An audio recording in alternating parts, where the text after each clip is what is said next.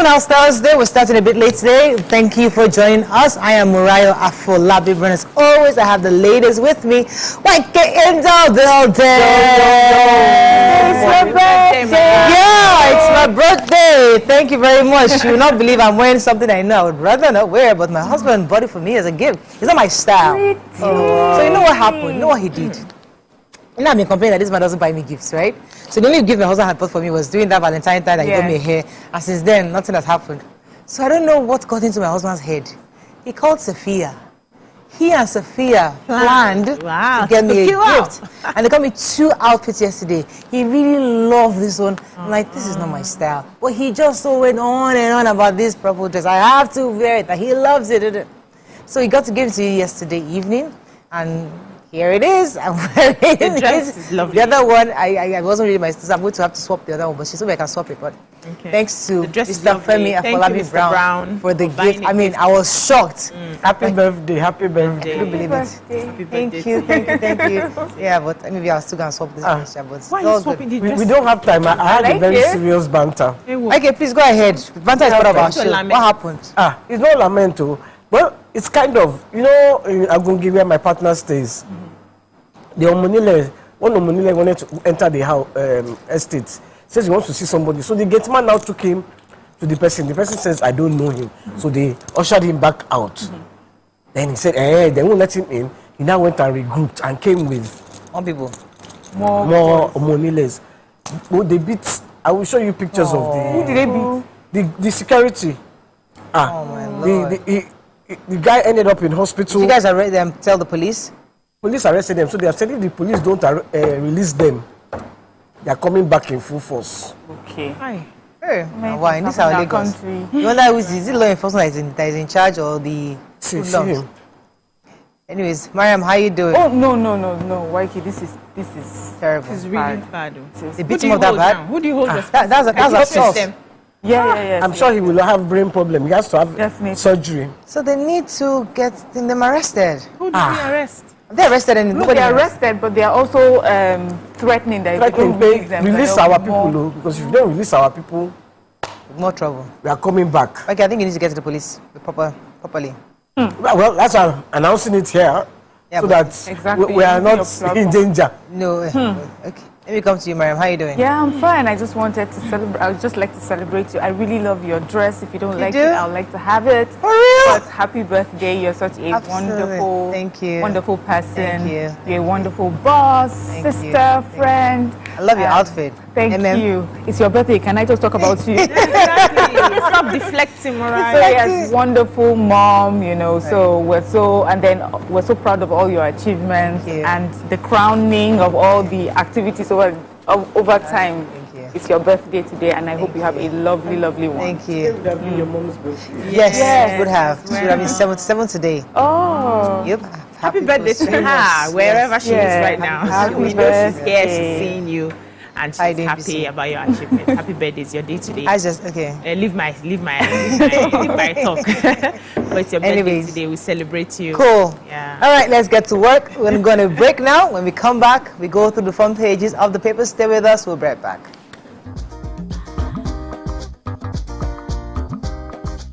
Stay tuned. Your View will be right back.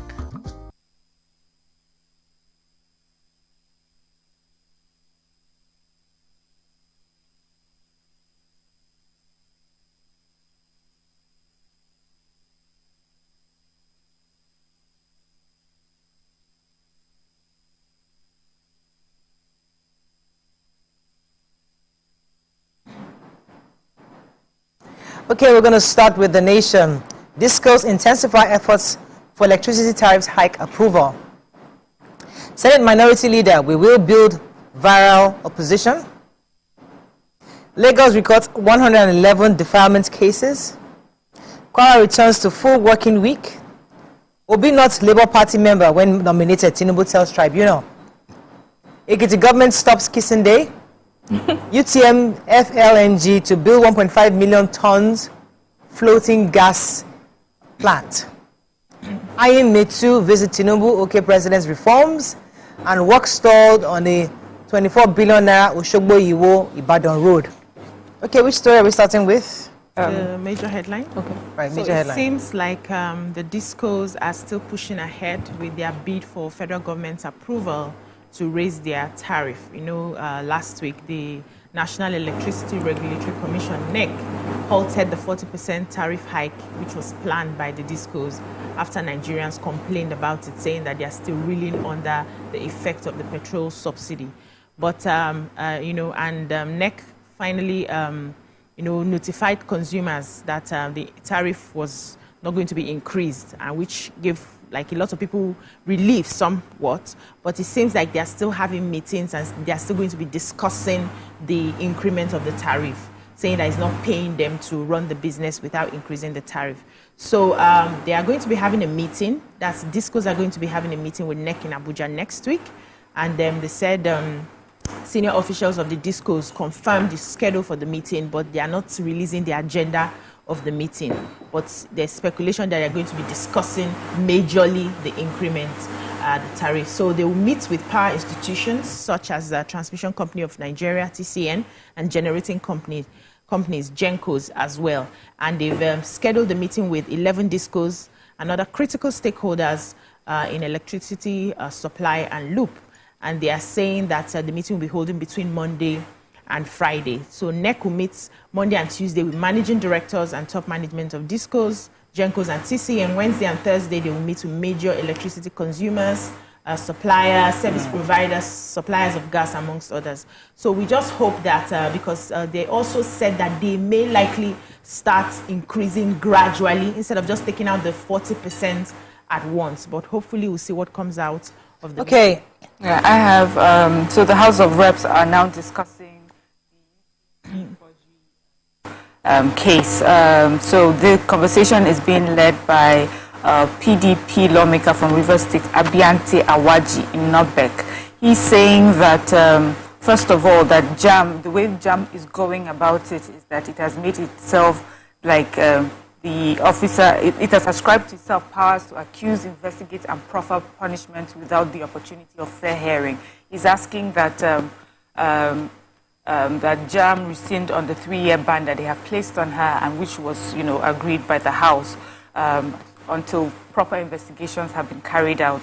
Other lawmakers also spoke up for this, and they said that it showed that the JAM has failed the test of institutional procedure. So they're asking that they should have a proper investigation, first of all, before any punishment can be ascribed to her, that she does not have the opportunity to have press conferences like JAM is having. You know, she does not have the resources for that. She needs a platform where she can also speak, she should be heard and speak her mind.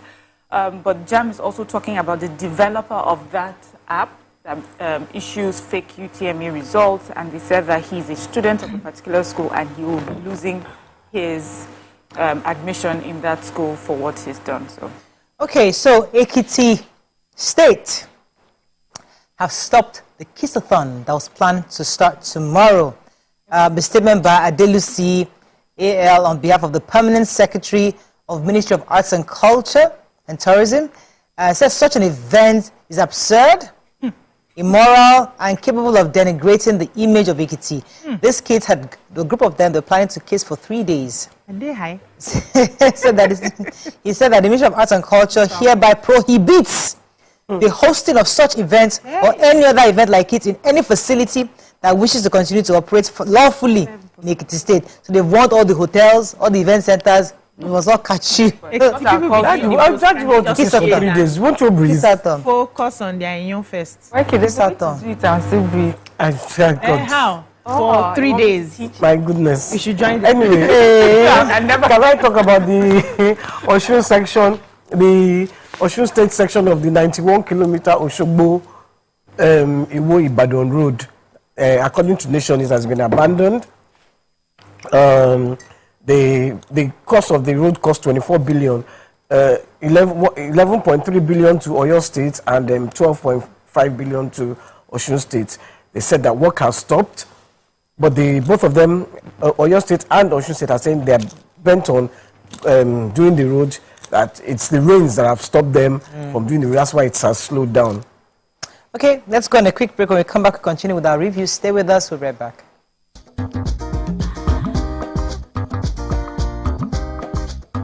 Stay tuned. Your View will be right back.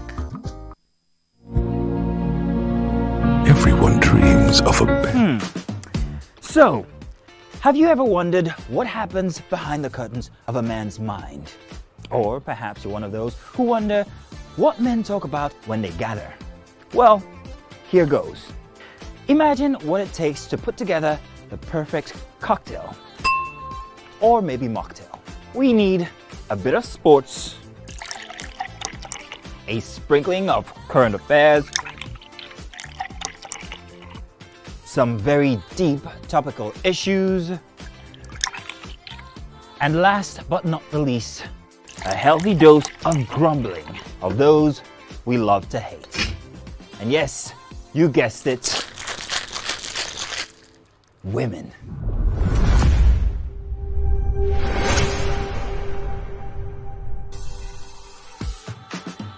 So, if you catch the drift, then you're onto something. We will provide you with the right insights into most of your curiosities, right here within this beautiful cocktail we call the Black Table.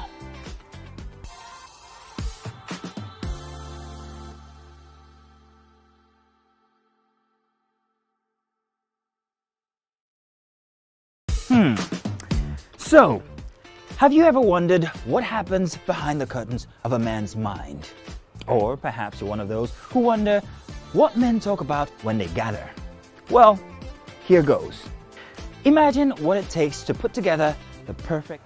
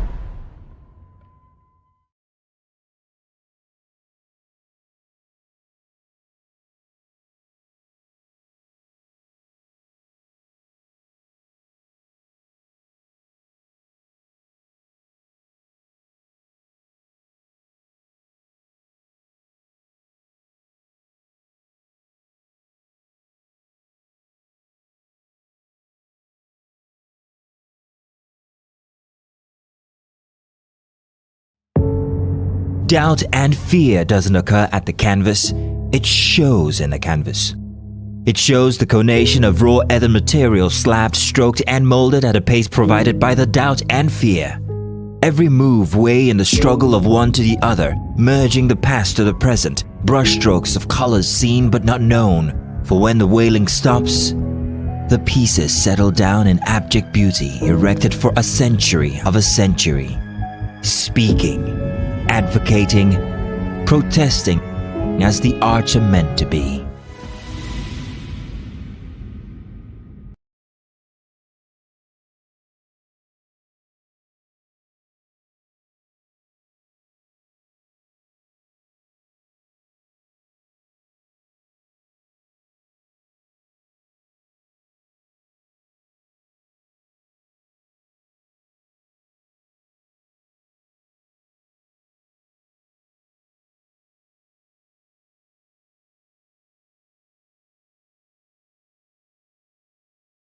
Ladies and gentlemen, make welcome the grand comedian of the Federal Republic of Nigeria, Gbenga Adeyinka the First. OJ right here, 7 of 7, like you already know. Gbenga right here, 7 of 7, like I'm beginning to know.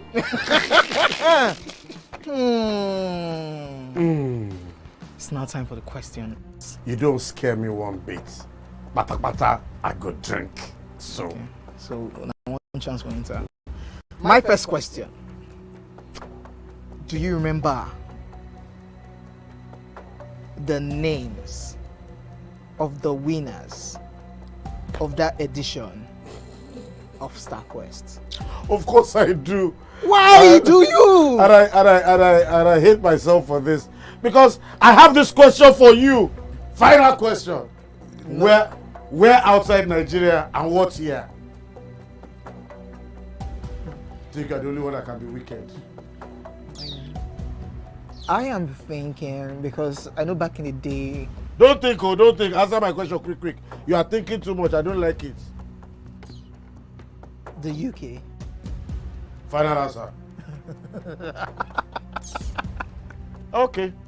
I said, God, please, let me to perform outside Nigeria. Wait. And God gave me a show in Ghana. Drink, my friend, drink. I know. I don't overthink this thing. See where I can. Yes, you overthink them. I would say you should catwalk. Let's catwalk now. Where are we? Reps order probe fraudulent app developer risk dismissal. Tinubu not indicted for over forfeited $460,000 Bamidele tells Tribunal. Telecoms investments hit $75 billion. FG subscriptions now 60,000, says NCC. Principal officers, National Assembly crisis split APC National Working Committee. Adamu meets Tinubu. Okay, which story are we taking in Punch? We can start with the major headline. Major headline, So please. we know state governments have directed residents living around flood areas to vacate the danger zones before it's too late. We had an advisory that was given for July. That's the prediction in July. And they said that in Sokoto, Okwe, Delta State, Kachia, Kaduna State, Upenenkang in Akwa Ibom, Mubidemsa, Song, Mayo in Belwa, Jimeta and Yola in Adamawa State, and Katsina, Jibia, Keita, Bindawa, all in Katsina State. They also mentioned other communities there. They said also the impacts have started affecting people. There was this one-year-old boy who drowned in a downpour in Katsina Tuesday night. Said the rain began just before 4 p.m. and ended shortly around 10 p.m.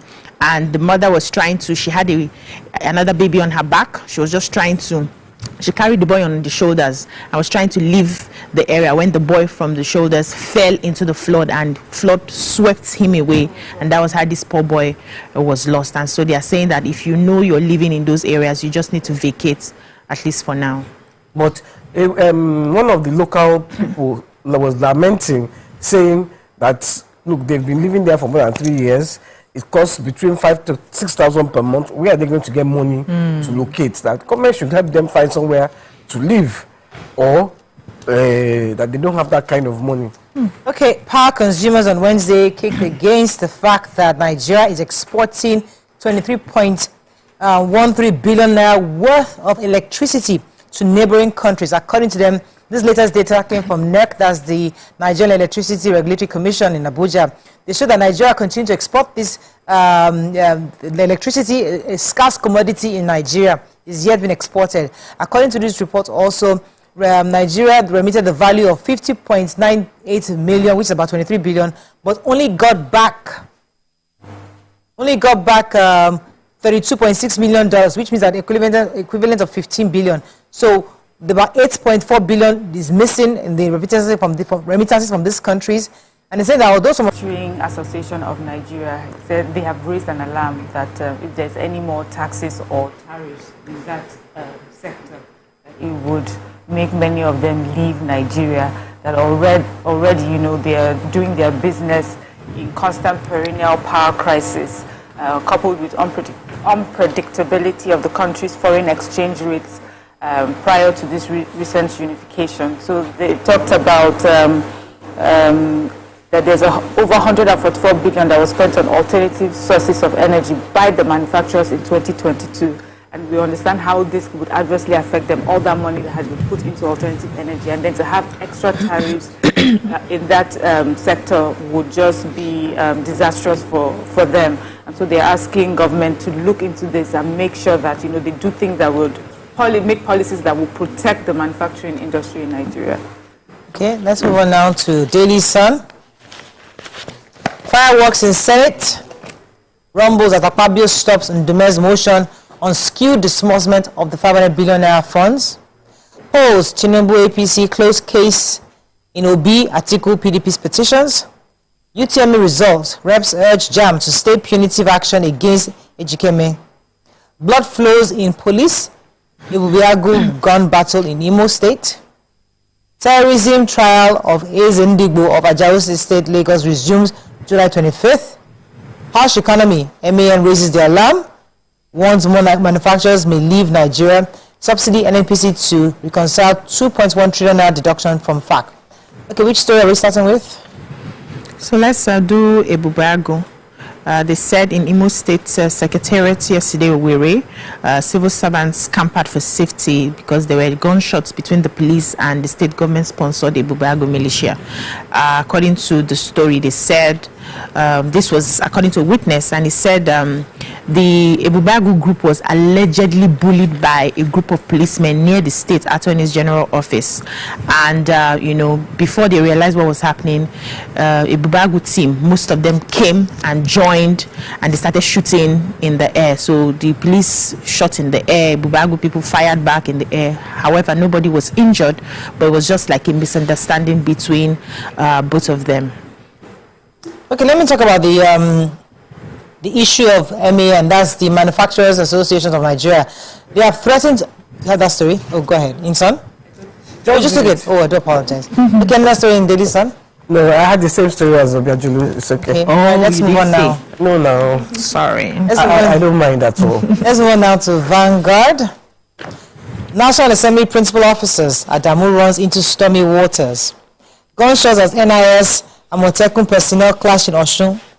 Telcom's investment in Nigeria now $75.6 billion, Dambata declares.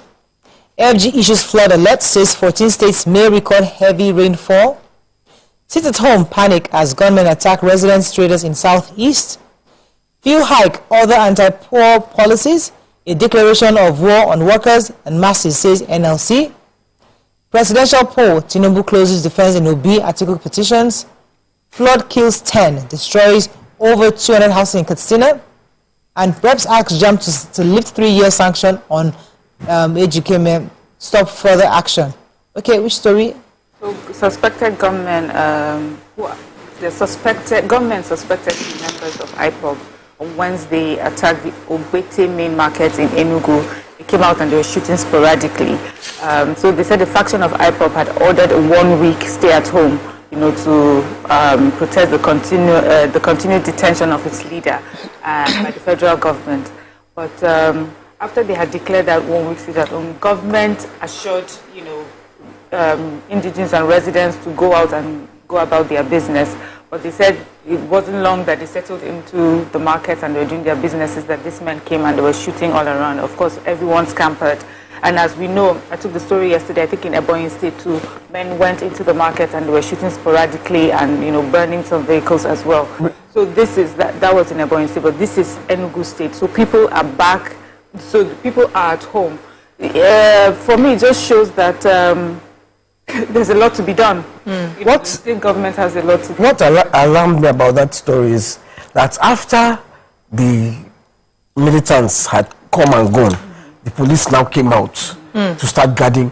But they already knew there was a sit-at-home order. Why were you not? And you have said, come out. So they have obeyed you and come out, and you're not there to protect them. Yeah.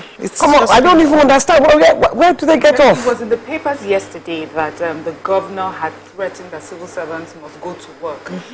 And there's a group of lawyers that had come out to say, why would you threaten civil servants with this, knowing what's at stake? Yes, what's at stake. How are they supposed to do it? In fact, even getting cars or transportation to go to work will be hard because those ones will be at home. So they need reinforcement. They need because I can understand they might not have enough police officers across the state. We don't even have enough across the country. Yeah. So they need certainly reinforcement from federal government somewhere to support them, because how many police can you put across? If you want police per community, they will overpower them. So they are in offices and everywhere. So meanwhile, we don't have enough. Shogbo, Muteko and the NIS, Nigerian Immigration Service, clashed because according to the immigration guy, he was on his motorcycle when the brigadier's convoy came, and drove carelessly. So he now trailed them. Maybe they splashed with on him, I don't know. He now trailed them, and they said, hey. So they now dragged him in and arrested him, saying, we'll call your bosses. So the other immigration people now came to attack them, so they just started fighting. Okay. That's all we can take on front page review. I can describe it as if she was there. We'll be right back. Thanks for staying with us.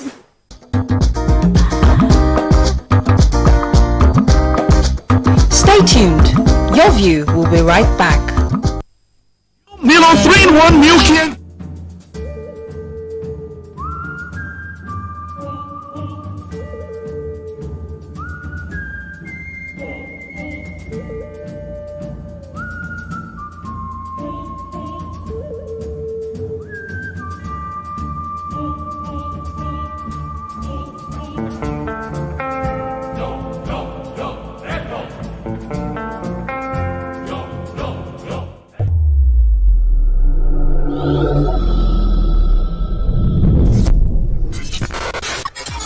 Do you think you can outplay me in this game of wits and knowledge? Can you go 7 rounds without flinching? I meant answering 7 questions correctly. How well can you hold your liquor?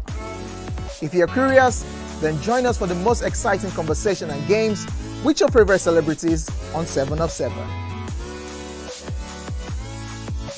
Ladies and gentlemen, multiple award-winning actor, producer, ambassador of Edo People, we have Etinosa Idemudia in the building. Not be first to go police station, they win the case. Is So she? you are showing No, yourself. I go see as my second You are question. feeling like a contact the prancing peacock. I'm about to cut your wings. Hello. Now, in the amalgamation of 1914, who was the woman who drew the line of the amalgamation? Who cut the report? Who is the person that used scissors? What is his name? That woman. Yeah, drink. You have done me dirty. I've marked your face. I've marked your face. If anything happened to me today, I don't if I don't reach my house. Anyway, I'm gonna be chauffeured, so. You remember now, Avi? Yeah, but you never too thin. Now you remember. Hey. If a person who indulges habitually in watching a sexual material is called a voyeur. That's what they're called. You clearly say you don't go even get the next one. Hey, a voyeur. Voyeur. Then go on. What is a person who makes one A called? voyeur. A voyagist. A bon voyage.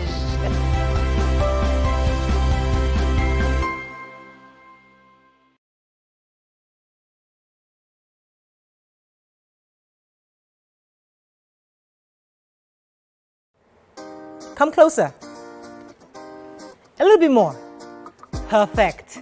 I have exciting news for you. You asked for it and you got it. Your favorite breakfast show, Your View, will be going to 2 hours. We're going to have in-depth analysis of the newspaper review and more conversations on the hot topics. The ladies of Your View and I will be stirring up our guests to get in-depth into all the various topics, and you, our viewers, will have the opportunity to call in and share your views. After all, it's your view. Join us on Your View, 9 a.m. to 11 a.m. for a fantastic conversation. Don't miss it.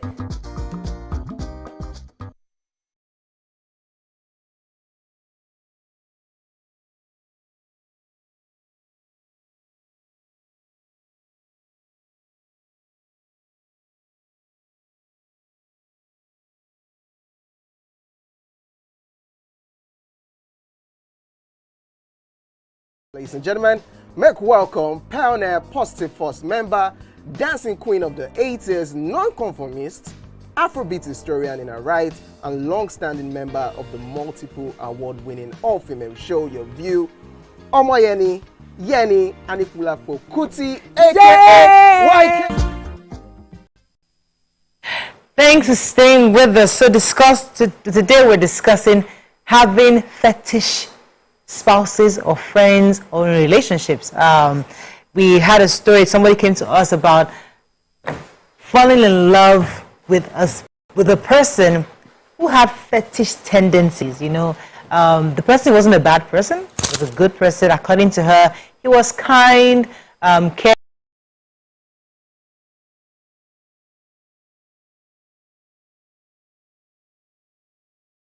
for her, took care of her family. He was always there, but she knew that he always consulted some fetish people to get certain things, and he believed so much in those things. And she was then worried, should I marry this man? I mean, was it a good idea to take the next step with him? And she was worried because she felt that she didn't want to lose a good man because of fetish tendencies. Now, fetish is in different ways. Means that maybe before he goes out, he has to do some kind of ritual. Before he does anything happens to him, he believes he needs to consult somebody to get the healing. They reference and they refer to those fetish principles before they move on in life. So what are your thoughts on this? Can you date? Is there a problem in dating somebody who is fetish, who doesn't probably belong to your own religious group or body? Or do you think it's a no-no, it's a deal breaker for you? Call us on the numbers on your screen. You can call us on 081 764 1679, 0902416 3440. You can also tweet to us at TVC Connect. Please hashtag YourViewTVC so we can read your tweets. We actually particularly like to hear from people who have actually experienced it. Where you dated somebody, did you marry the person or did you break it off? There are women who are also very fetish. Their fathers are maybe strong babalawos from their villages, and they have give them backing. So when they go out, they're going out with that fortified. I want to differentiate the fetishism and the Ifa religion. Yeah, it's not Ifa. We didn't discuss Ifa. No, because someone who believes in Ifa now, yes, they will say, that person is fetish, but it's not. They just generalize that, everybody is fetish. That person is not. That is that person's way of praying. Now, the fetish ones are the ones that they will go and meet Babala. Okay, see that Marian, that I want it to blind. That's the blood of Jesus. No, I'm just giving you examples of, they use it for evil. They go and meet, and then even the so-called babalawos are not real babalawos. They are bad agents. Do you understand? So I want us to just differentiate. So okay, so going by the definition of being a fetish, I was going to try to just Google it so we're on the same page. An inanimate object worshipped for its supposed magical powers, or because it is considered to be inhabited by a spirit. Now that's one. So maybe it's not fetish alone we're talking about. We're talking about somebody who is involved in jazz also. Somebody who uses magic powers, who believes in. So there are those who go to Ifa priest, and as you say, it's a religion to some people. And we can't say that is. So I don't also have a negative connotation to it.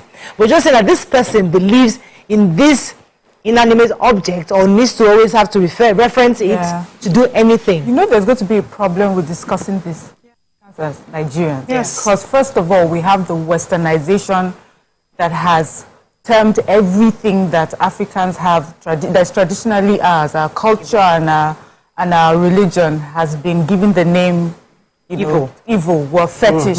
Because what you have just described is the African religion. People believe in Ifa, and usually they have inanimate objects that use to represent, these gods, or they also believe that these gods, these objects have the spirit of the gods within them. So just from that explanation, you have just separated. If it's not Christianity or if it's not Islam, then it must be fetish. So the conversation right now, I feel like it will be YK's place to teach us how, like until now, I would have said Ifa was a fetish religion because that is about, those spirits. But you have now explained to us that being fetish is with the religion. So we have Christians who can be fetish as well, the way you have described it. So the bad agents, the ones who, we have people who would say they've taken some scriptures from the Bible to curse someone with it. So does that make that person fetish? Yes. Does that make that person evil? So those are the things, and I think this conversation will just enlighten us. I want to give you a story of a friend. She wasn't a friend, she was an acquaintance. She got married to this guy, and he was living with his brother. The two brothers were living together, but they just started to notice many things about her. Like in the night, they would just see her walking around, blowing things. Do you understand? And then one day they went to check under the bed. They saw different kinds of skulls and that is fetish. That is using whatever you believe in for evil or to trap a man. Because they are the ones that they will say, she has tied him to a tree. This woman has tied her husband to a tree, or this man has tied his wife to a tree. I think when you use different kinds of religion or to hold a person. Yeah. So I get that. I'm coming to you, Bisi, now, because I want us to separate it. So, as you said, it's hard to separate because that's what anything but Christianity or religion or Islam, that's what they do. But where we are going to is where you are dating somebody and you're probably a Muslim or a Christian and he doesn't believe in your God, for example, and he's a good person and he believes in this thing, he gives us a name, and that's what he worships in the morning. And he sacrifices and offers it, and he's a good person. He just believes that this is my little God, and that's how he does. Now, in our own religion, they say don't be unequally yoked. Yes. But then you meet a guy who is perfect gentleman. Everything is perfect except for this thing that he's worshiping. So the question is, do we go into it, or do we just say we can't? Or that's the issue. That's the conversation, because people are being stuck. Because their parents or their family or their loved ones don't want them to go and marry somebody who they say is fetish, or he doesn't believe, he doesn't go to church, he doesn't go to mosque. Okay, I like how YK and Miriam try to, put it in perspective. A Christian can be fetish. I've seen Christians who are fetish. They believe in God, and they know how to use some of the book of Psalms and some different things, combination with candles and all of that to do evil to people. Muslims can be fetish. So the idea of being fetish is taking out from whatever you believe in and using it for evil. That's the aspect we have to look at. And across religion, we have people who decide to be fetish. They don't just want to worship whatever they worship, in love and in peace and in compassion. They want to use it to control other people's will. That's where the problem is. Now, why people who are Christians will be afraid of, dating people who have other religion is because they may not be able to tell they don't understand how that religion works, 1. 2, they're not able to tell where it becomes fetish because they don't know the religion. But if you have an understanding of the religion, I have seen people who are traditionalists, who are moral to the core, who they are upright, they have integrity, they will stand for the truth. Even back in the villages then, when there are some native doctors that they will point out to say, this one is the voice of the gods. He is steadfast, he is trustworthy, has integrity. And you see those mushroom ones who do the evil, they know them. So there's, even in our traditional religion, there's a separation between the people who uphold. Evil. So why I don't want us to just make it seem, because that's how our Western religion has painted it, that anything that is not the Western religion, you are a pagan. Or you are fetish, but that is not it, because we had our traditional religious heads and people who were upright, who were true, who I believe that when they die they will make heaven because they followed it the way it should be followed. And so across religion, like I said initially, you have people that are fetish. Now the problem is, if you now get somebody, you're in a relationship with somebody, and the person, you're a Christian for instance, and the person has another god that you worship, even this worshipping of idols, we have some parts of Christianity that they pray to their crucifix, they pray to the dolls. Mary. I didn't want to mention him, but they understand. It's a form of praying to crucifix. So you say this one carve local person and prayed, you carve Oyibo person and pray. Now the same thing on a day, right? But are you using it for good? Or are you using it for evil? Is that prayer for your own protection, for your children's protection, for life to go the way you want? Or you are praying because Mariah is overshining, let us shut her up. Do you understand? That is when we must separate. Yes. So, if you are in a relationship with somebody who will come back, will come back and say, they did this to me in the office, right? And I want to pray this kind of prayer to deal with the person.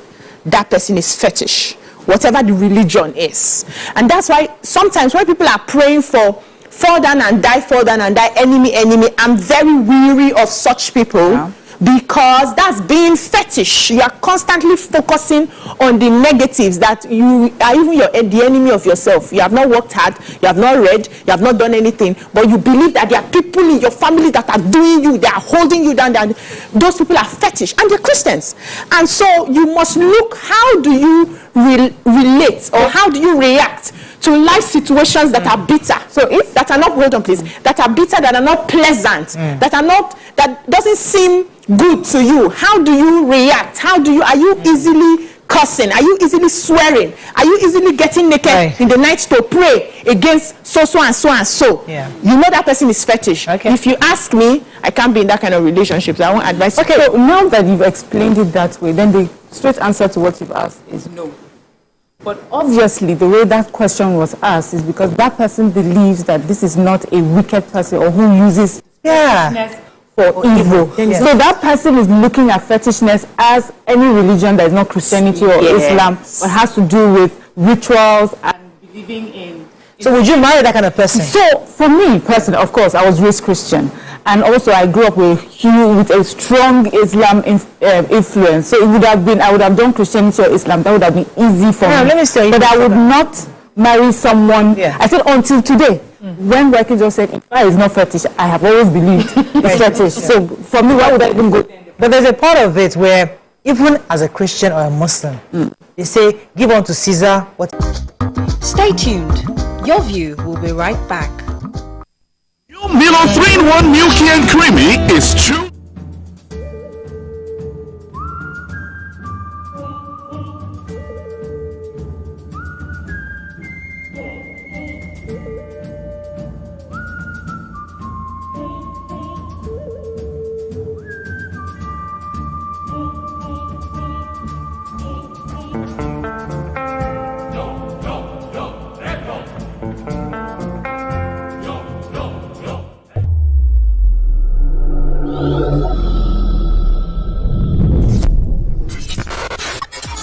Do you think you can outplay me in this game of wits and knowledge?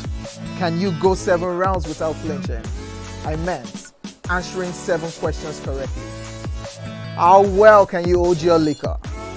If you're curious, then join us for the most exciting conversation and games with your favorite celebrities on 7 of 7. So, have you ever wondered what happens behind the curtains of a man's mind? Or perhaps you're one of those who wonder what men talk about when they gather. Well, here goes. Imagine what it takes to put together the perfect cocktail. Or maybe mocktail. We need a bit of sports, a sprinkling of current affairs, some very deep topical issues, and last but not the least, a healthy dose of grumbling of those we love to hate. And yes, you guessed it, women.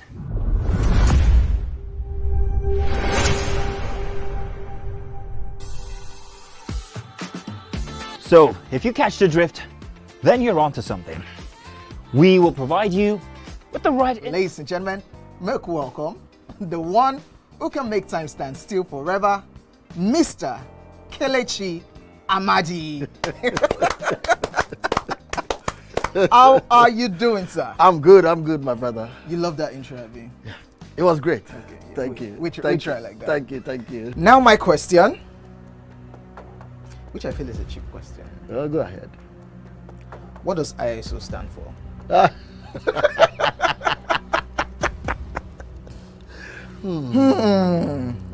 is it.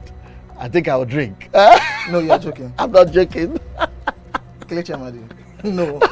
Shay, you didn't whine me. You're whining me now. I think I'll drink. Huh? No problem. Okay. I've always known it as ISO. I never bothered to know what it means. I know what it means, but I never bothered to know what the acronym is. Tell me the brand of camera that I use, so much so that I even became an ambassador. That's very easy.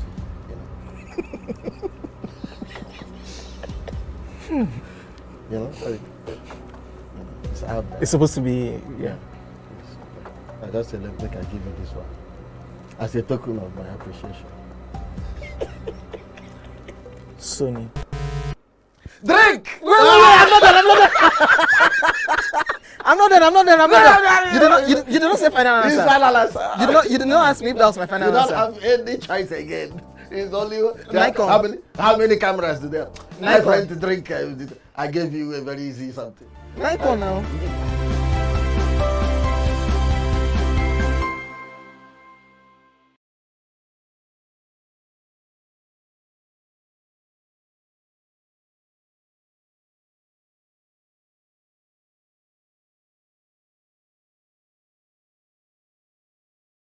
And ask questions if I want to ask questions.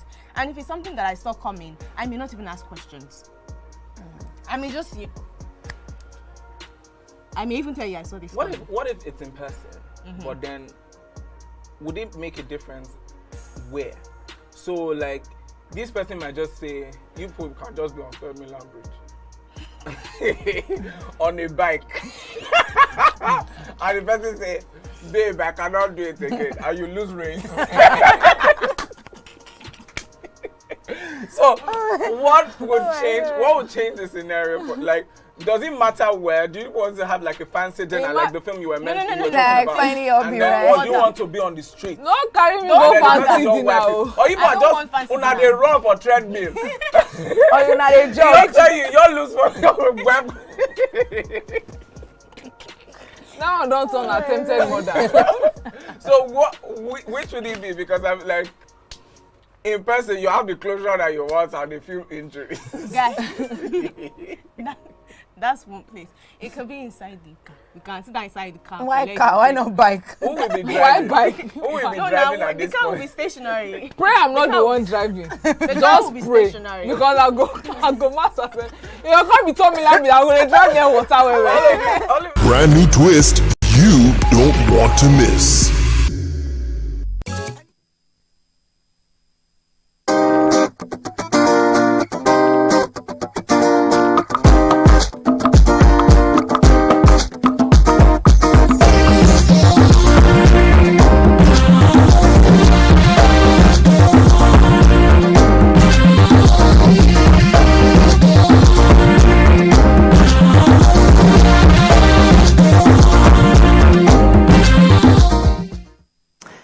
Thanks for staying with us. We're still discussing if you can be in a relationship with somebody who is shown. Because some of them do that. So the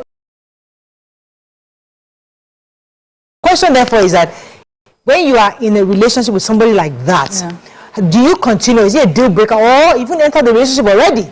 And then find out a year, 2 years later that this your husband or your wife goes out to find, because that's what they do. But they're good people. So the question is, do we accept it, or it should be a deal breaker? So we cannot say, so we have to, even as we're discussing, as we've broken it down, we cannot agree that fetishness means people that use whatever religion they are in for evil. It will not make sense then to ask, if I'm with a fetish person, can I continue because the person is not evil? So that means fetishness is not about using your religion for evil. It's just about you having that traditional religion where you have rituals and you have these inanimate objects that represent the spirits or the gods that you worship. And so that's why someone would say to you, I know this person has these gunkis, these statues that they put everywhere, and they pray to it, and in the morning before this person goes out, he prays into something and says, make my path be clear, what, and then they go out. So that person is not talking about the evil intention that the person, they're using their religion for, but just saying they have a religion that is different from mine. And it's a religion that has been demonized. Nigerians, we know that religion has been demonized over time. So it's a problem because I'm seeing that this religion, even though it's been demonized, but I'm seeing that this person is not using for, this person is good. This person prays with it just the way I wake up in the morning and say my own Christian prayer or say my own Muslim prayer. So is it okay for me? I think she's just afraid that she would not be demonized alongside this person who is performing this religion. So this is such a deep conversation.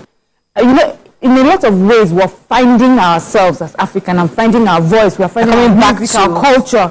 So eventually we're going to start talking about our religion and dissecting our religion and looking at it vis-a-vis the Christianity and the Islam that was brought to us. I'm looking at it and saying, is it really demonic? Yeah. Is it real? Are we really worshiping Satan? We thought we were not happy worshiping. you said that. Yeah. I'm really happy you said they brought the religions to us. We were already a deeply spiritual people. Yeah. You know, and because we are deeply spiritual, it was easy for us to accept whether it is Christianity or Islam. It was easy because of our spirituality. Now, I just wanted to say that there is the fetish where I want to catch this man. So I'm going to sleep with him. Before I sleep with him, I'm going to go and wash myself somewhere. That is fetish. That's fetish, yeah. That's evil. That's not fetish. That's evil. That's just evil. Then the man will now start following me around like this. And I will be happy. The man did not that just followed you. So like I want to develop that. Fetish can be good or bad. No, fetish can be good or bad. Look at, I think what you do can be good or bad. When you are doing something, that's evil. That's what's evil. That's what's evil. Good or bad. It is just bad. Being praying to getting what's good or bad. From the dictionary minute. Yeah. So fetish is fetish can be. It's just you having inanimate objects worship that you worship. So we're not discussing Doesn't whether make it's it bad. now good or bad. Whether you're worshiping it to kill people or you're worshiping to bless you. The fact that you have those inanimate objects is worship. No, that is being judged already as evil, regardless. Now we're saying that what you're saying now is somebody not using evil, because you can use Christianity sometimes to just like you said, people go out naked and go and curse and use the book of Psalms. Yes, now with candles and everything. And because so it's still the same religion that we respect and we revere. But people have called out the Western religion, the Christianity and Islam, for causing a lot of killings and deaths over centuries in the name of our God.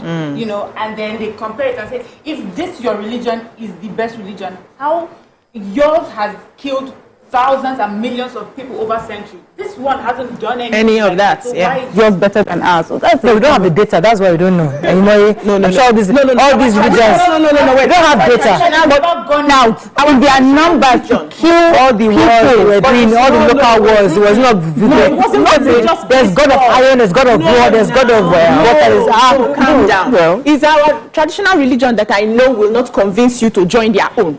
Everybody stays on their path. So I see you are Ifa, or maybe I'm Amadioha. We are good. They've never had an Amadioha fight with Ifa. Do you understand what I'm trying to say? But we've had it in the Western religion. They are the ones that fight. Our traditional religions did not fight. But I wanted to just say something that this our religion or our spirituality that we have abandoned. If we bring it back and take it to the House of Senate and the House of Representatives, they will behave. And make sure that is what they use instead of the Bible and swear on. They swear. They will stop being corrupt. Will behave. They will stop their corruption. When you say, "Oh yeah, come take this skinny and swear," you know why you're right? Because they will first say, "No, they don't." I know they won't deny that. No, they can't. And they're Christians. Or come and drink the water or something. They will not agree because the Christianity has allowed them to be chopping money up and down. No, also, and I believe that it will be so true, because even though we all say this is our new religion, the Christianity, the Islam, at the core of us was still traditionalists. Exactly. Because there's a way that we practice this, our religion now, with a touch of traditionalism that will come out, and we use our prayer, even though the prayer, Jesus says in the Bible, the prayer, our Father who was there. But no, we have to ring that bell. We have to stand on the mountain and scream and shout. We have to dance, just like I see some of them. They do their leg like is it donkey? Which one is that animal that does like this? That's a horse. Kill the enemy. Kill the enemy. What is that? YK, please. Let's not trivialize I'm not trivializing it. I don't expect carnal-minded people like you to understand spiritual things. You're insulting me. You're carnally minded. So I don't expect you to understand spiritual things. I'm very spiritual. You'll be shocked that I'm more spiritual than you. Yes, you'll be shocked. You know? You'll be shocked. Because you don't be shouting. Okay, you can't say that. See me. Okay, it's in the Bible. Shout with joy. And pray. Okay, it's in the Bible. Let's come back. The Bible also tells us to shout. That's why we shout. The crux of the matter. So bring it out. It's in the book of Psalms. Shout to the Lord of the earth. It's in our Bible. Shout. So let's come back to the crux of the matter. Now that we have defined fetish, meaning it's not evil. Evil is different. Fetish is just you having idols, images. That's dictionary definition, but our religions individually will tell you that it's evil because it's idols. Worship idols. It's not our tradition that's telling you. It's the Western culture, the Western religion that is telling you that your own tradition is evil. Please, let's plain it. Let's just make it plain. So, the use of images, inanimate objects, right? We have the Western religion also using inanimate objects. We have chaplets. We have what's that one that they used to rosaries. We have all those things. We have handkerchiefs. We have handkerchiefs. We have sand. We have holy water. We have those are all what? Inanimate subjects. So if we look at it critically, all the religions are fetish. Yes. As objective as I can be. Critically. All the religions are fetish. So because one has come to say we are superior and ours is the only way that you can access heaven or what, I'm tired of people just accepting things because they have been told that is how it is and going to sleep.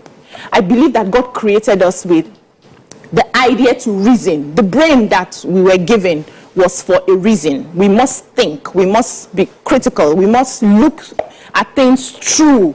We must ask the right questions, right? Because if we were all accepting whatever it is that we have, we will not discover that when they said the earth was flat before, now it's no longer flat. We will not discover things that we will not get to height. Hold on, please. We will not get to heights that humanity is getting to every day. It's because some people are sitting back to say, this thing that they are telling us, I need to investigate. I need to ask questions. So if you think this person is really a good person, can you ask him questions about the way you do this, your prayer, this thing that you're doing, what does it mean? This thing that you're doing, and if your liver does not carry you, then go and find somebody that is a Christian with you. Now let's ask ourselves like real life questions. Okay. When I started dating my husband, when I heard that he's from Edo State, I have to tell you that a part of me thought, I hope he does not have a calabash somewhere, because that's what they say about Edo people, you know. And how would you feel if I met someone who's all good and everything, as this lady has explained, and then I go to his house and I see a calabash with something that looks like blood? So, to be realistic about our, you know, how we live our lives is that for this fetish or traditional religion, there's a lot of blood involved. You wake up in the morning and you see that a chicken was beheaded, and people are supposed, well, I don't know, but you hear that people are supposed to be drinking blood from calabashes. So that part of the religion scares us. So you can be all this great person, and then one day I come to your house and I see you dressed in red from top to toe. That is I'm sorry. Let me go on a break because I have to bring in our guests. People are texting me. What they say? Open of fire. This can be found in Obara, Okoro, and several others. So just give an example. Let me take this call and then go on a break. Remy, thanks for calling. Yes, good morning. You're live. Go ahead, please. Yes, happy birthday to you. Thank you, sis. Yes, the topic this morning, I have two things to say about what you guys are saying. Number one, I've experienced a guy that I opened, his fridge, we were dating. I opened his fridge only to see a calabash with a soap and whatever. That was the end of that relationship. No, right? But he was not asking me, why didn't we get together? Why didn't you marry me? I said, I saw this in your fridge and I can't. Then I was, married to someone. Somebody I should have asked him what, it was all about. I said, well, I don't want to ask. Then secondly, the lady by your side, I'm sorry, I don't know her name. She said something very vital. Before the British or the colonial people brought their religion to us, they were worshipping something. And this, our environment, this part then we are, was not safe. It's very, very calm. Things were going on well. People know you don't have to steal, you don't have to kill. That was our own religion. The people serving Oshu them. Not if they do anything wrong, Oshu will do this to them. If they do this wrong, Shango will strike them before they even know it. But these people brought this mentality into us that these things that we are doing, they are not right. All right, thank you, Remy. Let me go on a break. When we come back. I'm leaving because the guest is Okay, coming. yeah, okay. So let me quickly. They say this one says now. So let public officers swear by Chongo Amado Dion etc. Okay, all right. He's agreeing with you. He's agreeing with me. All right. Mikey has to step change. down because we have to bring in our guests and we don't have enough mics. Let's go on a break. We'll be right back. Thank you, Mikey.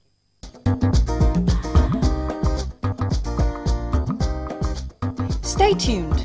Your View will be right back.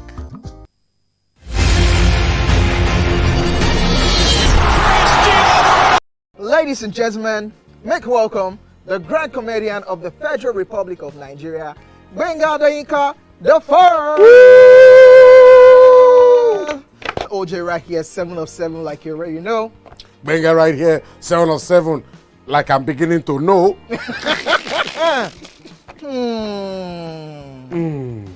It's now time for the questions. You don't scare me one bit. Bata, I go drink. So. Okay. So now one chance for enter. My first question.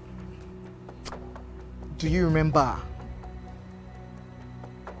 the names of the winners of that edition of StarQuest?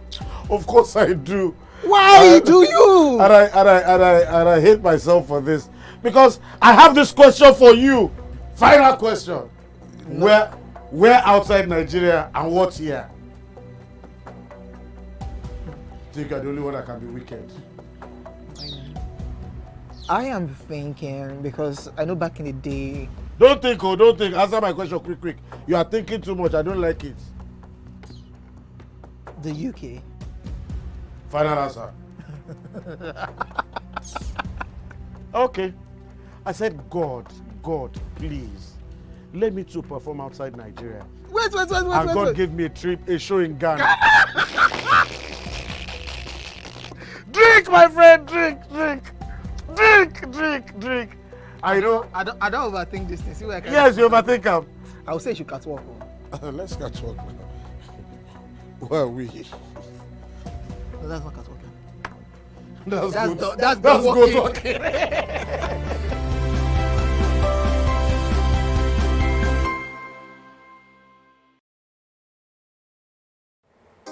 Come closer. A little bit more.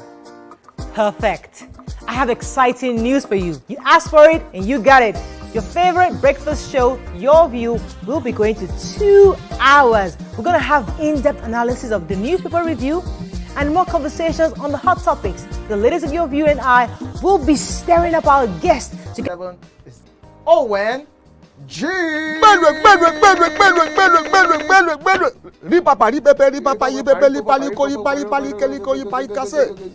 What is the name?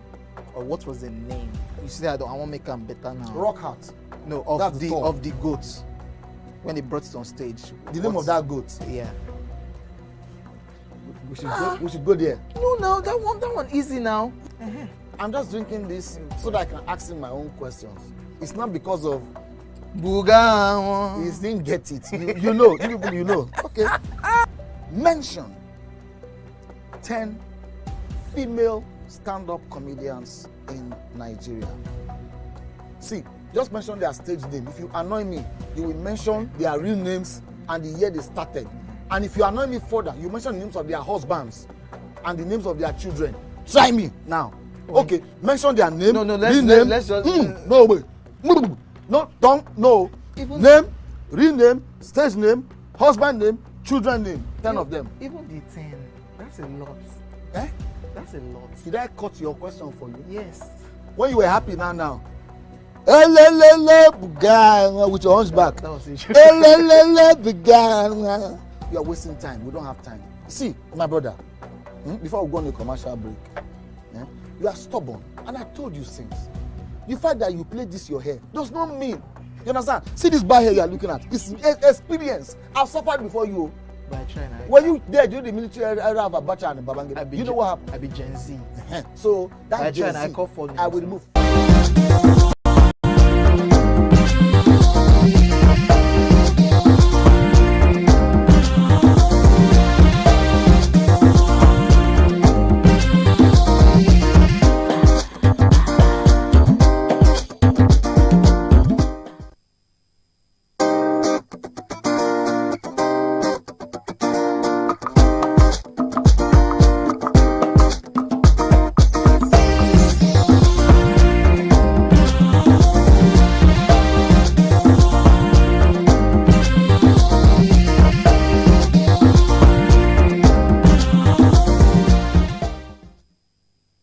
Thanks for staying with us. We have a guest in the building. We have Dabota Lawson.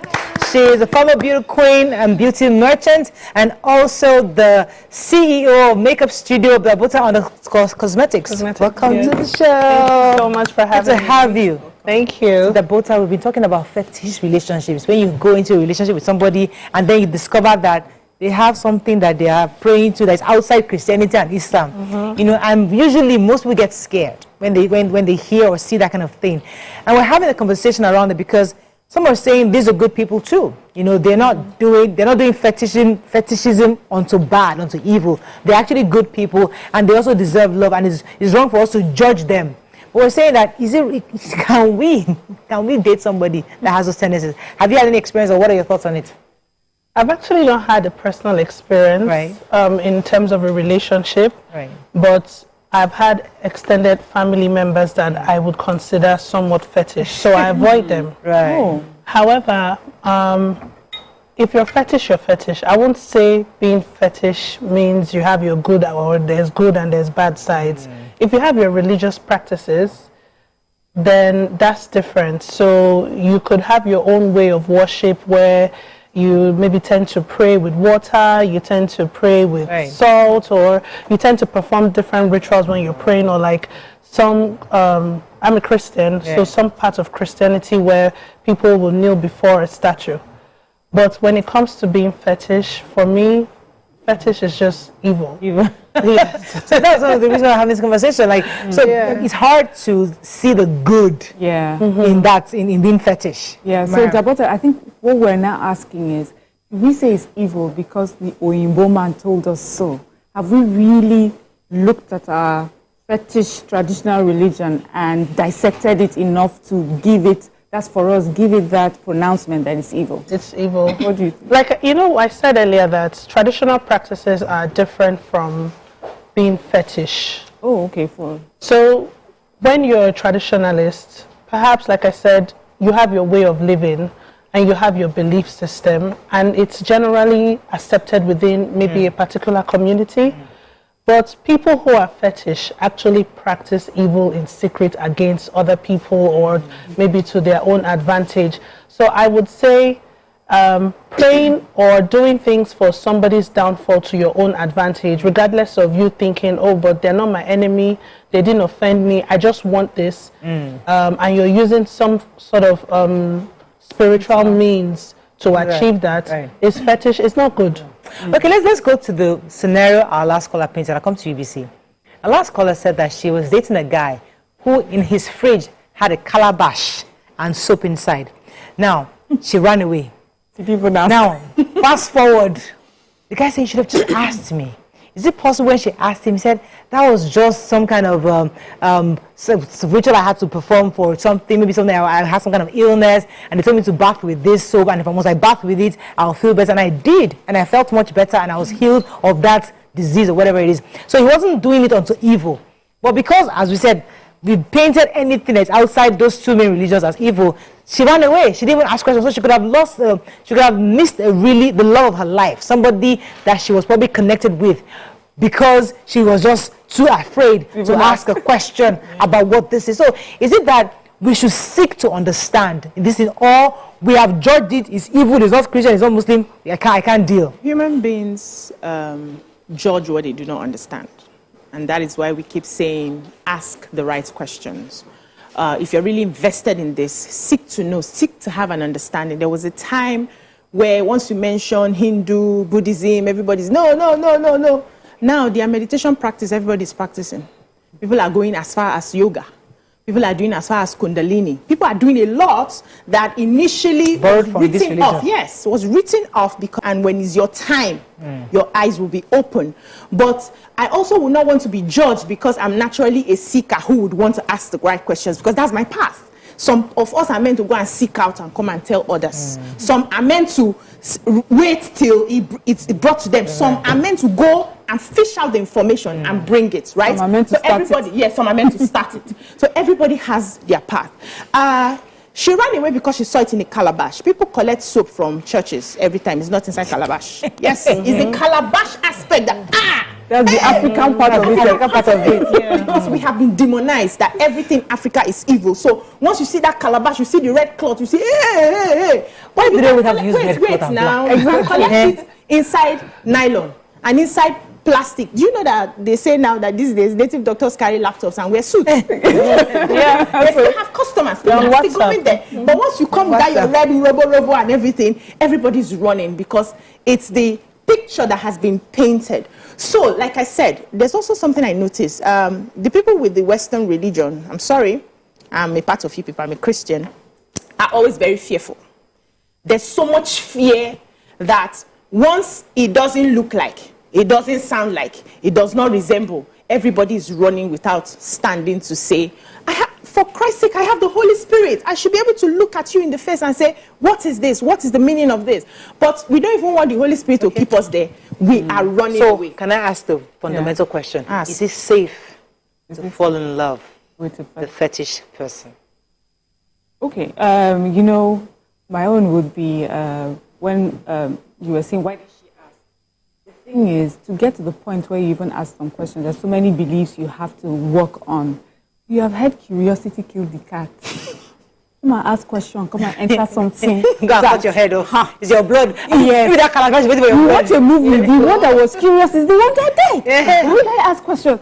We have seen people in movie, they open a room, they see red, and then they decide to stay and ask questions. How did that end? But the one that closed the door and took her bag and left survived to live another day. Let me ask them both. In your experience as a beauty queen, I mean, there's got to be people who just felt that they say, I'm going to get this job. After I speak, I'll enter the judges. You know, I'm sure you have probably met somebody or some people who have heard people who have actually used to consult other things just to get that job as a beauty queen, especially.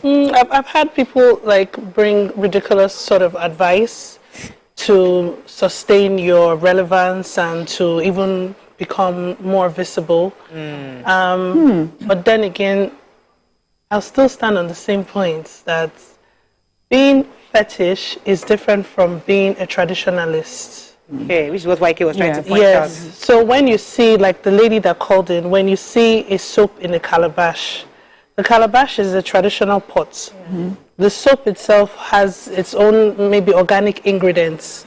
Now, there's nothing wrong with that.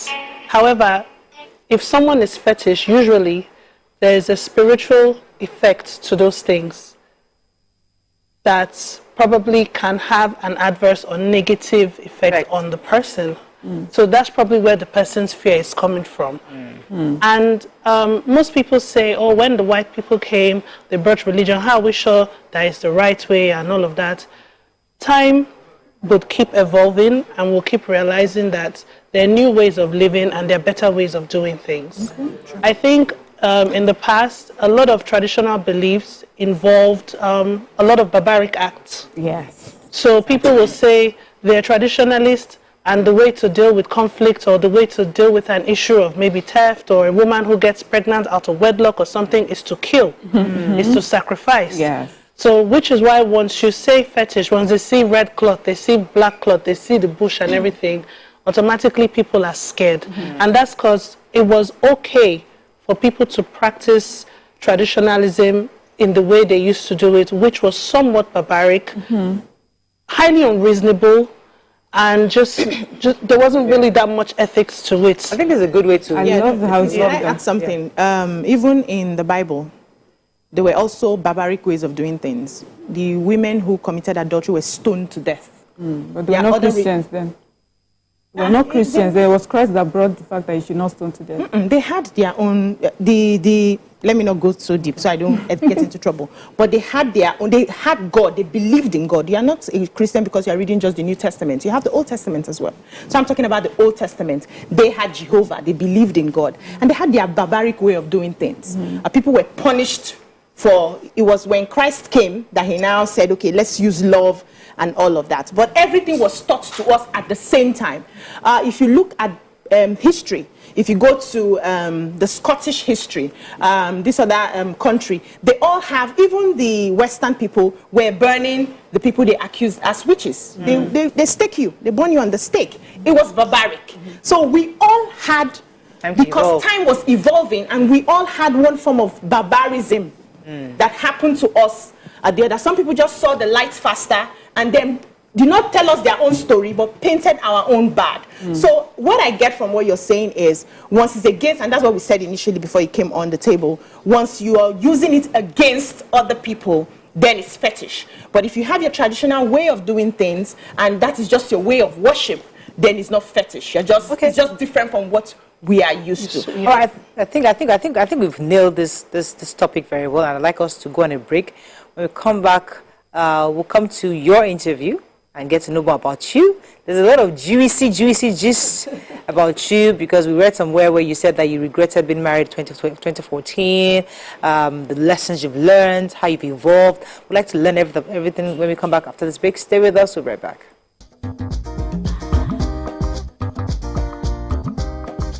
Stay tuned. Your View will be right back. Doubt and fear doesn't occur at the canvas. Ladies and gentlemen, please help welcome to the show, La General, the one and only Pere Egbe. Which of the following is false about teeth? We are born with 20 primary teeth. Teeth are the hardest substance in the body. Teeth are the strongest bones in the body. Teeth is not a bone, actually. Teeth can self-repair. The strongest bone in the body, no. Teeth is not a bone. Final answer? Teeth is not a bone.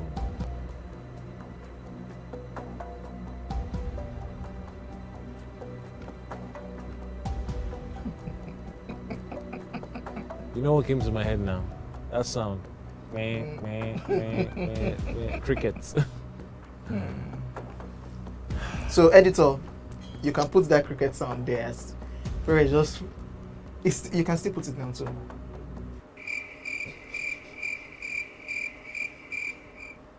When was the first Gulda ultimate search?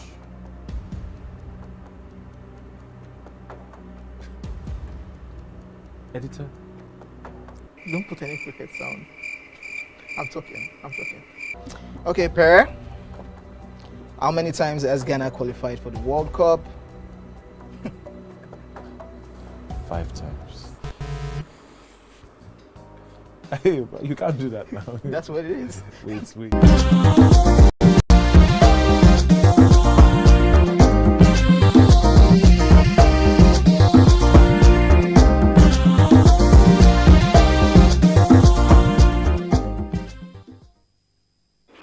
Thanks for staying with us. We still have Deborah Lawson with us, and you came in, we were talking about fetish and all that stuff, and it was important for us to hear your perspective. But now moving on to learning more about you, you're ex-beauty queen, and people see you like this. You have quite a bit of experiences in life.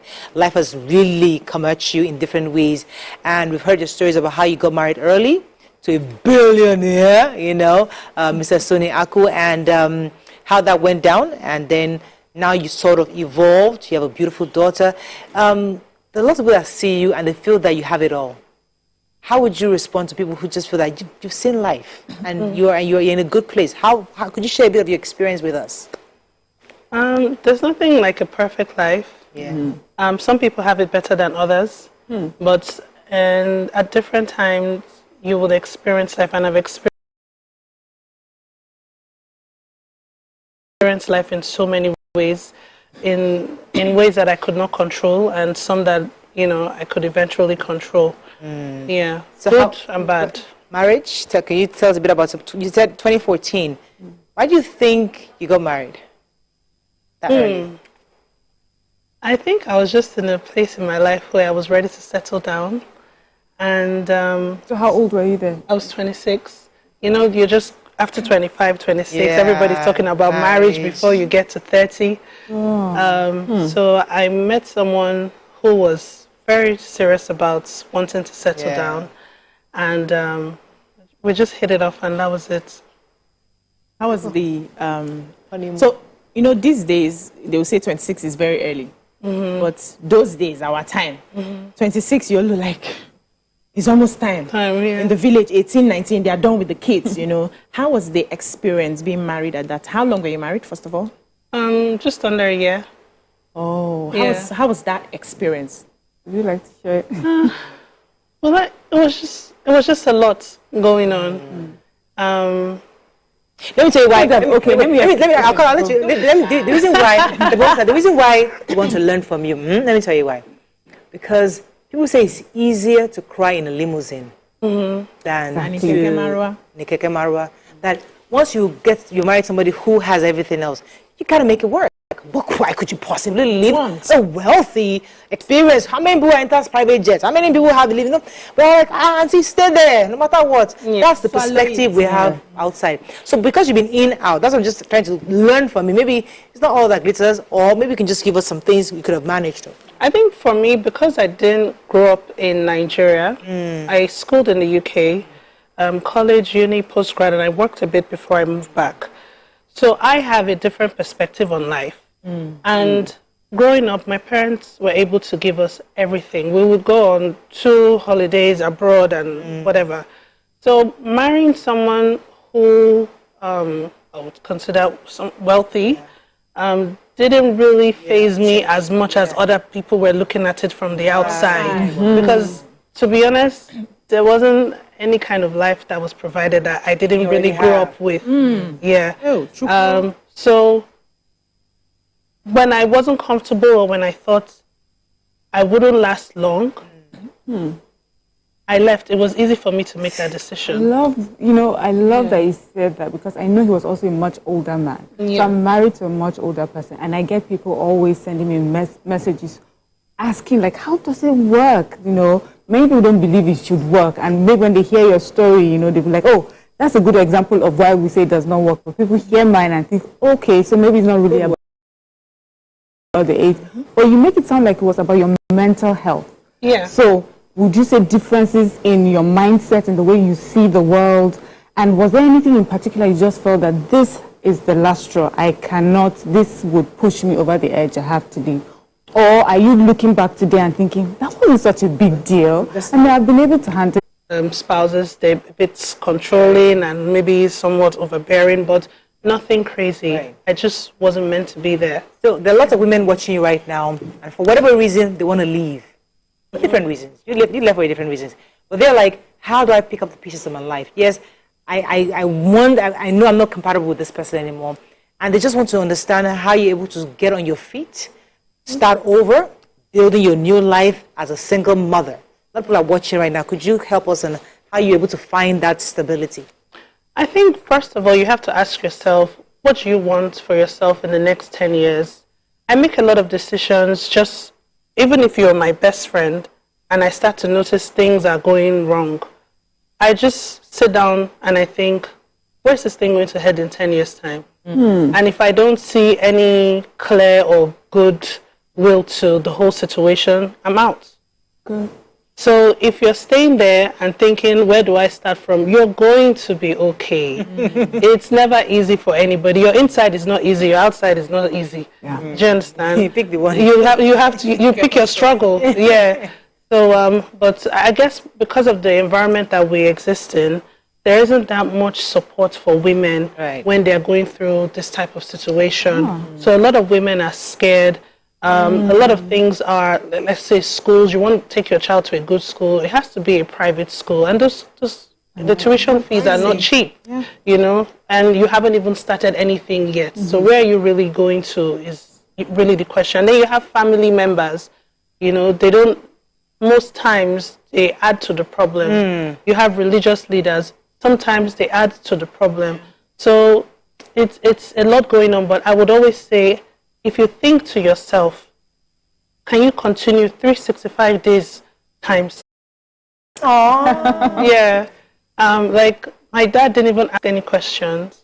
And my mom nobody really wanted to stress me about it. So I just went home and I was fine. You're a very solid family support. Yeah. We talk about single mothers often, because even yesterday we talked about single mothers because some of them were falling victim to all these unscrupulous romance, trying to take pictures of them during their intimate moments. But as a single mother, what are some of the challenges you face? I mean, you said school fees earlier, we understand that, but I mean, being judged, They see you, you're a beautiful person, and suddenly think, she has been sleeping around everywhere. Now, Because because you hear your that. story. Yeah. They judge you because of how you look, how you present yourself, and you have a beautiful daughter. How do you handle society when it comes across they're judging every moment, everything you do? I don't even pay attention. Thank you. Because for me, my daughter is the best part of my life. Oh, I love so there's no other opinion that matters. And I also am translating the life my parents gave to me to my child. There's nothing my daughter is lacking. She has everything. And her father is very supportive. He's her best friend. I think maybe, like I always say, it's all about the background. So for me, my background is very much enlightened. Yes. I always know I have options. Right. I have that confidence. And I don't usually pay attention to the negatives. Imagine having a child and the person's partner dies, and then you become a single mother. What will you do? Right, you know? right. And the butter dropping some gems. So when you're confronted with life, it is what it is. How are you friends with? Go ahead. Okay, I was just going to say next is you wanted to ask still about her marriage. With her husband. Okay, Somebody you've left that Nigeria. What is it? Don't come to my house. Don't talk. You put all the but you still friends. How you guys being so civilized? We were friends for so many years. That's the truth. He just contacted me and apologized for a lot of things. And I've moved past that stage. I'm not invested emotionally in that place. So I was able to forgive. Right. And we've been friends since then. Oh, fantastic. Yeah. So I was just going to go next. So you're also a businesswoman. You know, there's this thing about a glamorous single woman that does not need to do anything. Like she has all her bills taken care of, different people. But here you are, starting businesses, sustaining it. And in Nigeria, no less, how have you been able to do that? And what are the challenges? I think that's the hardest part of my life. Business. That business. Business has not been easy, but it has been steady growing. You got to push. It's not easy to convince people to put something on their face that you created and put your name on it without them worrying about, I hope my face will not turn into, I won't turn into a reptile overnight or something. It's not easy to get people to trust you to that capacity. But I would say God has been extremely faithful when it comes to business because I rely heavily. I'm so spiritual. I don't look it. Most people don't even see me that way. But I rely heavily on God's guidance. I'm not perfect. And Nigeria is not easy when you're a woman running business and you want to find grow. running business again. Oh my goodness, it's not easy. It's not easy at all. I'll tell you 100%. It's not fun. Sometimes you have seasons where it looks like, yes, we're picking up. It's going, sales are happening, people are buying, they're talking about it. And then you just have periods where nothing is really happening. And in all of this, money is tied down. I'm just like everybody else when it comes to business. There's no bed of roses there. Anywhere. It's a struggle every day. I'm trimming my thorns to make sure that my flower bed looks good. I always love to ask if you're dating. Of course. You want to know a fine babe like you. These two people. Who's there? Who's the man? Yes, I'm dating. Tell us. Yeah. What do we know? Celebrity? No. I've never actually dated a celebrity before. Yeah. He's a very private person, so he's not one that I'm going to talk about here, especially with the kind of career that he has and his personality. But I'm very much happy. I'm very much in love. What about his romantic? Tell us about very romantic, very caring. The last thing he did for Valentine's. What did he do for Valentine's? He went all out. Yeah, tell us now. We want to learn. Our husbands are listening. That maybe they will learn a few things. He went all out. That's it. He made me happy and feel really special. So how does he relate with your little girl? They don't have a relationship yet. Okay. just because we haven't yet discussed anything in terms of marriage. Yeah. Okay. So until we get there, You're taking it. So I love, please, can we stay there a bit? So I love that, we've gotten here. It's always a point of conversation, people wondering how early or how late should you introduce your child to someone you're dating. And as we know with dating, it's not really concrete, because today you think is going somewhere, and then the person is like, I introduced this person to my child and this one more person leaving her. Why did you decide to wait? I mean, this is a relationship that's making you happy. Why are you waiting to introduce your child to this person? What are you Because afraid there's of? no rush. Because my daughter's dad is very much involved in her life. So she's not in need of a male figure or a father figure, to be honest. So there's really no rush until I'm sure. And when we're 100% heading to that direction, he would also be very much involved. Our families will be very much involved. So there's really no rush. I mean, they see each other, just hi, hello, but I don't express intimacy or make her feel like, oh, this is my boyfriend. So you don't hang out, all three of you? No, we don't. Okay. No, we don't. I like the fact that you're taking it slow. They said there's something that comes with age. When you get to a certain point in life, there's no need taking it slow. Just do what you want to do and move on. But the fact that you're going... little girls are so emotional. Imagine having... I mean, kids create like deep emotional connection in a matter of days. Yeah. And then in a few months, that connection is growing. And 6 months or 3 months down the line, the person is no longer there. Somebody else comes in again, and they start again. It's not very healthy for your child. And I love my daughter so much. I wouldn't put her through that. So what's the daughter working on? What's the next thing for you? What are you? We know you own a cosmetics company and you're working on that. Are you going into anything else, any kind of business, or what are you working on? I have other businesses that are not popularly known, or I don't put my name to. And all of them are steady growing. But for Dabota Cosmetics, last year we expanded into a house of beauty.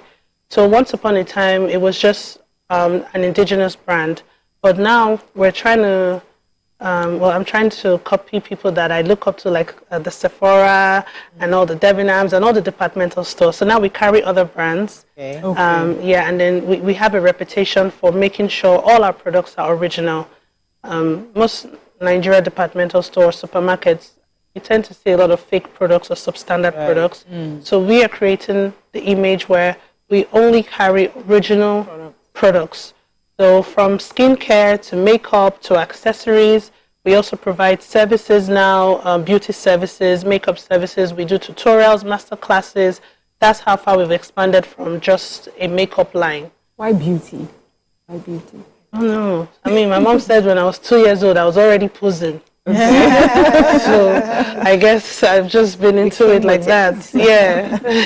What are those things life has taught you that you would like to always share with young people? Because there are lots of people looking up to you. Everybody wants to slay. They want to look like Dabota. They want to have a beautiful skin. They don't want to go through what you've gone through. They don't want to have a, but they just want to just be like you. So what has life taught you that you like to share with some of us watching you today? Life can come at you really hard, and especially your body. Your body can turn against you. That's the scariest part. Interesting. Where you have all the money, you have all the success, and your body just turns against you. So you just become sick. And you just start to deal with some issue. You see like big Hollywood stars having dementia, stroke, so many things. So for me, I've gotten to that stage where I'm not just about acquiring good things, but I'm really more about living a healthy and consciously good life, like building my inside. So for anybody who will say, oh, I want to just be like Dabota, yeah, you can be like Dabota and have it all, and life will just surprise you. It happened recently to a family member of mine, and it hit me so hard that this is somebody who doesn't drink, doesn't smoke, doesn't party, very religious. Where did cancer come from? You know what I mean? I lost my aunt last year as well, same thing. So life can come at you really fast. Whilst you're trying to look or be like somebody, remember that you come from somewhere too. There's a whole lot of other things that makes you who you are, starting with your genetics, your background. your traditional beliefs. There's so many things that can hold you back. Sometimes I see people thinking, once I wear the designers and I carry the bag, I'm like you. You're not like me. Yeah. So because I'm listening to you and I'm hearing a wise, calm, experienced person. And I'm wondering, is this because of what you've been through, or have you just always been this sort of person? No, life has really humbled me. So in many who was, ways. yes, so who were you before? The queen. Yes. What was the life? What was the lifestyle? I used to be the girl that thought I could just snap my fingers and get whatever I want. Because somehow I would say I've been blessed or lucky. I put my mind to something and it works. And then you become an adult and you start to realize that was just in school where there was 30 of you in the class. Now you're in the real world. You want something, there are 100 people that want it too. Same thing. And you don't know what game they're coming with. So you're hit with so many surprises, and that really humbled me. And then, I mean, I'm a Christian, and over time, maybe in the past 5 years, I've started to build a better relationship with God. So I think mentally that has really calmed me down, and my view on life is very humble. Wow. Because I remember some social media buzzwords. Yeah. So you're not there anymore. Nothing used to slide. Yes. I mean, I'm a Christian, but don't play with me. Don't play with me. Nima said I should tell you that I love her already. Nima, she's one of the ladies. With you. Oh, she loves you so much. All right, so I mean, I'm really happy that you came to share your story with us here today. And what I've learned so much is how you're able to maintain a relationship with somebody who you used to be married to, and you're not living with bitterness. Yeah. You say you've passed that emotion, you're not emotionally invested in that anymore. So you're able to have a civilized relationship. That's really powerful, because a lot of people are having that trouble. They've left a relationship and they're having trouble understanding to put their children first, to be able to still have the conversation with their ex-spouse. And I really would like you to help us. You told us he called you. Was it from the call that you decided, or at what point? Because people need that transition, how it happened, to help them in their own relationship to also find peace, because they are so filled with bitterness because the person hurt them so bad. At least in your case, you said he wasn't such a bad person. He was a good person. But some people had really horrific experiences and they're unable to forgive. But they know that they need to forgive for the sake of their child. So I really need you to maybe slow down on that story a bit more, so I help people understand how you were able to find peace in your own self. You have to first forgive for yourself. First, you have to forgive your own self, because most times when we're angry at other people, we're really angry at ourselves. So you're angry at the time you wasted. You're angry at the emotions there. It's you. You're angry at your own self more than the person.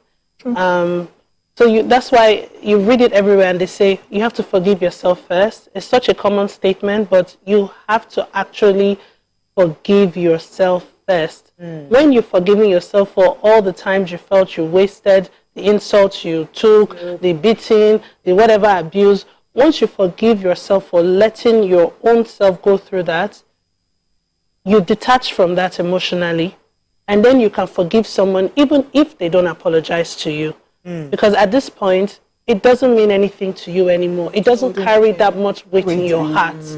So you can let it go. Fantastic. I love that. All right, so let's take a few comments on social media, because I know lots of people are probably Network, commenting. I don't know, do you have network? Oh, we're having network issues. So let's talk about your life as we finish. What's a typical day with you like? Do you do a lot of hangouts? Do you have a lot of friends? Are you lonely most of the time? Do you like to stay by yourself? Stay by yourself most of the time? I have my seasons. Sometimes I'm really outgoing. I'm everywhere. Weekends, weekdays, and then there are times where I just don't feel like interacting. Want to be by yourself? But a typical day will be, during the school week, or when school is in session, I'm awake in the morning with my daughter. That helps me to get up to go to work as well, because once you're awake after they've gone to school, it's really hard to go back to bed. Sometimes, yes, I'm tired, I do, but it gives me a push to go to work. I go to work. I have a lot of friends in my industry. Where my office is located, there's a whole strip of my friends that own businesses there too. So you guys we have time to hang out. I've been blessed with really good friends. The people that I call my friends today have been my friends for well over a decade. I've just been really lucky. I hear people have really bad experiences with friendships, but in Lagos. Yes, but I've been lucky to have good friends. So it's a whole support system. Friends. Since you're here, let's give you small free advert. So you wake up in the morning, Dabota, you have Dabota Cosmetics. What do you do? What's the first thing you do? Because lots of people like to have your skin, their glow, and they don't know what process. They'll tell you to use serum, they'll tell you to use vitamin C, they'll tell you to use everything. I'm confused. They'll tell you to use what they got that thing, they put that white one. The toner. The toner, the mask. Yeah. So tell us, when you wake up in the morning, what's the first thing you do? So for me, I used to struggle with hormonal acne. Okay. So I have periods in the year where my face is so rough, really bumpy, and what I realize is to simplify your routine. So when I wake up in the morning, I would wash my face with a cleanser, something that has the ability to build skin barriers. Because whilst you're treating acne, you're really shedding off a lot of your skin barriers. Some of those products could be really aggressive to kill the pimples, like benzoyl peroxide, transamic, tretinoin, and all of those things that peel and dry up your skin. So I'm working with products that build barriers. So I wash my face. I double cleanse. I always double cleanse. So double cleanse, I use the micellar water. I avoid anything that has alcohol in it because my skin doesn't go too well with products that contain alcohol. Same thing with my makeup products. They don't contain alcohol as well. Yeah. And then micellar water, moisturize. There's some days when I take it to a whole new level where I think it's sort of the same, but I just want to ask it this way. You know how people say, I woke up like this? Yes. Dabota wake up like this, you know. So a lot of people are like, okay, you know, they look at pictures, they look at videos, and they just want to be that person, but they don't realize, like you've explained with the product, but there are other things, like do you have to fix your hair, do you have to fix lashes, do you have to fix nails, or you're just all natural? No, I'm glam all the way. Glam all the way. I'm glam. In fact, sometimes I sleep with my wig. When it's not glued down. Are you for real? Yeah, you. You're vain. Especially when I go on holiday with my man. I'm wearing my hair 24/7. Whoa! Yes. And I'll dress up 3 times. Yes. I'll do my breakfast look. You're vain. My daytime look. And then I'll I have to learn. I have to guess. Dabota is. She has relevant answers to every question. Well done. Sweet. As a child, too much love I get for this beautiful babe. Reality speaking, life happens. Somebody says she's beautiful, not just on the outside, but on the brain. That's Ola Joko Adegbite. Yes. There's lots more comments here for you. People love you. Thank you. Thank you. We have to wrap up. Thank you so much, Dabota Lawson, for joining us. It was a pleasure having you. Thank and you. Definitely, we wish you the best in your business. And regards to your beautiful daughter. Thank you so much. I enjoyed this session. It was just absolutely amazing. Come on, visit us again. That's all we can take on today's show. It's still my birthday. I'm still receiving Happy birthday! Thank you very much to all who send me wishes. I really appreciate you. God bless you. See you tomorrow. Bye for now. Thank you so much.